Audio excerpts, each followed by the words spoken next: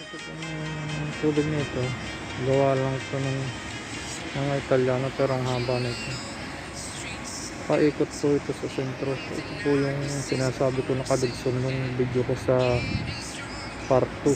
Pag narito ka, pader na ito, tapos na doon sila, yan o. Hindi sila makakatawid dahil malaki yan. Maliit pa nga yung tubig na pero yung nagawa nito kaya naman katsaga, ang haba, ang laki nito. So itong tubig na ito, lawak. Ay naman tagal nito bago na mga nila yan. Nadiyan ka sa kabila, nadiyan yung mga mananakot sa Italiano sa kabilang yan. Tapos ito naman yung tubig na ayan o, ang haba niyan hanggang doon sa dulo. So ayan yung tubig, mayroon pong isda yan, yung mga wild duck. Ayan natin yung wild duck. So ito mga punong to, kaya ganyan ang dahon dahil taglamig na. Pag taglamig, nalalagas ang dahon dito.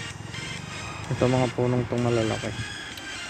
So natapos na tayo dito sa ano, punta naman tayo dito sa Nito. Ayun, para makita yung kabila kung saan natayo yung mga kalaban ng Italiano nung unang panahon.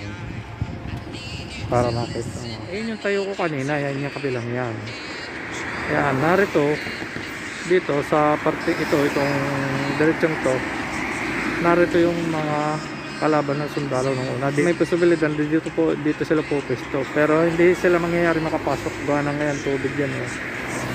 Malakang tubig yan. Tapos ito yung tulay, pero itong tulay na ito nung una wala, nilagyan lang yan ng tulay dahil nga tapos na yung ano, gera ng unang panahon. Ngayon po papasok tayo dito sa entrance, pero dito bawal yan. Ito yung sign. Yan, may mga sign na bawal. Bawal ang bola, bisikleta. Ang cellphone naman hindi, pwede mong videohin. Bawal lang ang bike, nakasakay, pwede akay. Yan, diretso yan. Yan doon, sa may dulo pa. Ano, dito sa may dulong yun, kakaliwa ka doon, may daan doon, ang labas doon sa pinasukan kanina na kali.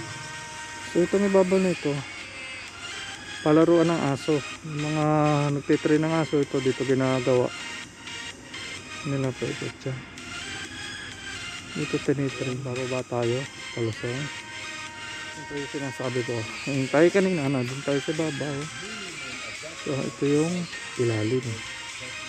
Yan o. Yan ang daan doon sa ilalim. Ang ganda niya. So ayan po yung kadugsong doon tubig na ating pinuntahan. Yan, may tubig din sa ilalim. Tubig yan. Yan. Ito pa yung pader na kadugsong pa nung aking binigay sa dulo. Yan. So tapos ang mga puno lang nabubuhay dito yan.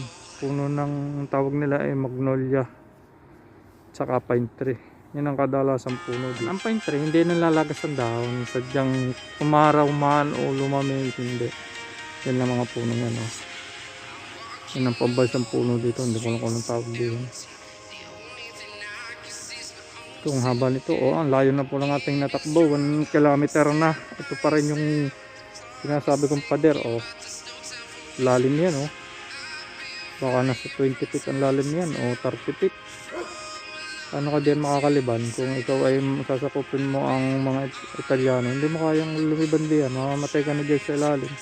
Kalang ano nung una pinoprotektahan, kaya may mataas din bakod ito ginawa lang nila ito, ang haba nito hanggang doon sa dulo. So malapit na po itong ano, matapos na rin mataas na rin pader din ito sa baba, may daanan ng kalye na.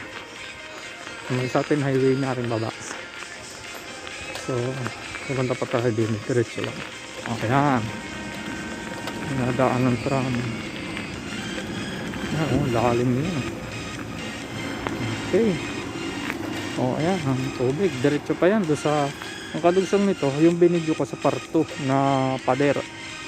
Doon nalabas niyan, tubig na yan, pero pinatay na nila doon sa may gitna yung tubig. So ayan palusong na, labas na yung kalye. So okay, salamat po, hanggang dito na lang uli at God bless po sa inyong lahat. Lalong lalo na po sa mga nanonood at magla-like. God bless po.